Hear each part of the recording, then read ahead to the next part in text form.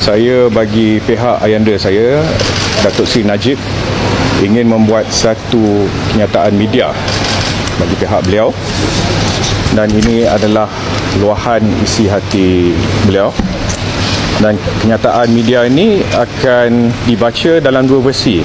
Pertama dalam bahasa Melayu dan keduanya bahasa Inggeris. Baik, saya akan mulakan. Bismillahirrahmanirrahim.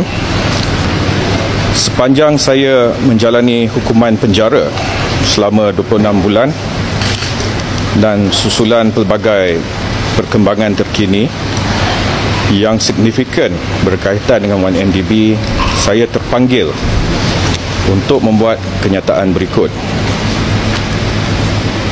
Pertama sekali, setiap hari saya berasa amat terluka mengetahui bahawa segala kecurangan dalam 1MDB berlaku semasa di bawah pengawasan saya sebagai Menteri Kewangan dan Perdana Menteri.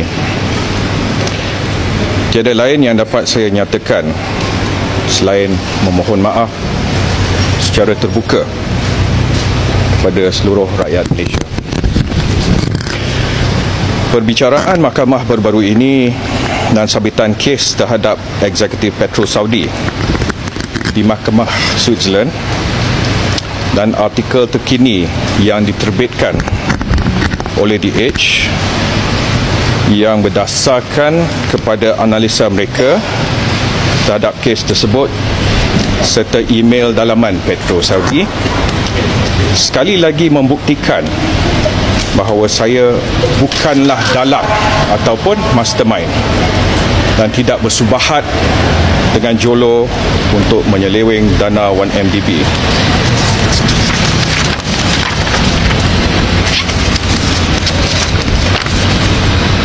Rumusan daripada artikel yang diterbitkan oleh DH telah menyatakan bahawa Petro Saudi dan Jolo bersubahat untuk memperdayakan saya. Saya tidak sedar bahawa Petro Saudi telah mengalihkan dana 1MDB dan saya tidak langsung mengetahui bahawa saya telah menerima wang daripada dana yang telah dihantar oleh 1MDB kepada Petro Saudi. Walaupun sukar bagi setengah pihak untuk memahami, saya telah dinasihati dan dengan jujur mempercayai pada masa itu bahawa dana yang saya terima adalah merupakan sumbangan politik daripada Kerajaan Arab Saudi, seperti mana yang telah ditetapkan dalam prosiding mahkamah. Memang terdapat dua sumbangan besar yang disahkan pada tahun 2010 diterima daripada Kerajaan Arab Saudi. Sumbangan tersebut tidak pernah menjadi subjek dalam mana-mana prosiding jenayah ataupun sivil. Apabila berlakunya kebimbangan dan pelbagai pihak mula mempersoalkan apa yang berlaku di 1MDB, saya sepatutnya mengambil tindakan yang berbeza. Saya telah mengarahkan pelbagai siasatan dijalankan, namun saya cenderung untuk mempercayai penjelasan oleh lembaga pengarah dan pihak pengurusan 1MDB. Apabila saya mula curiga tentang apa yang sebenarnya berlaku di 1MDB, kebimbangan utama saya adalah kepada usaha memulihkan kedudukan kewangan dan risiko yang ditimbulkannya terhadap hubungan diplomatik dan dua hala di peringkat tertinggi.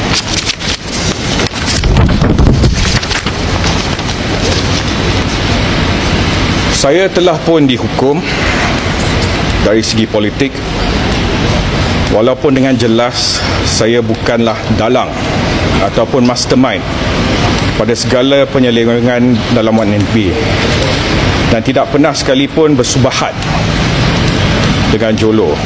Justru saya tidak sepatutnya menjadi mangsa dari segi undang-undang. Saya masih lagi terkejut dengan mendalam apabila mengetahui kini kepincangan, perbuatan tidak bermoral dan pelanggaran undang-undang yang berlaku di 1MDB. Saya amat kesal dengan apa yang telah berlaku di SRC dan juga di 1MDB,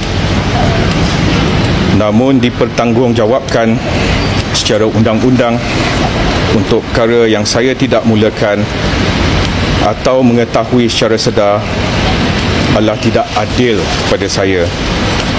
Dan saya berharap serta berdoa agar proses keadilan akan memihak kepada saya dan membuktikan saya tidak salah. Kes bekas Perdana Menteri kita, Najib Razak, berbilion ringgit yang diseleweng daripada negara oleh beliau dan rakan suhabatnya melupakan pengkhianatan besar terhadap kepercayaan rakyat serta tamparan hebat terhadap ekonomi kita.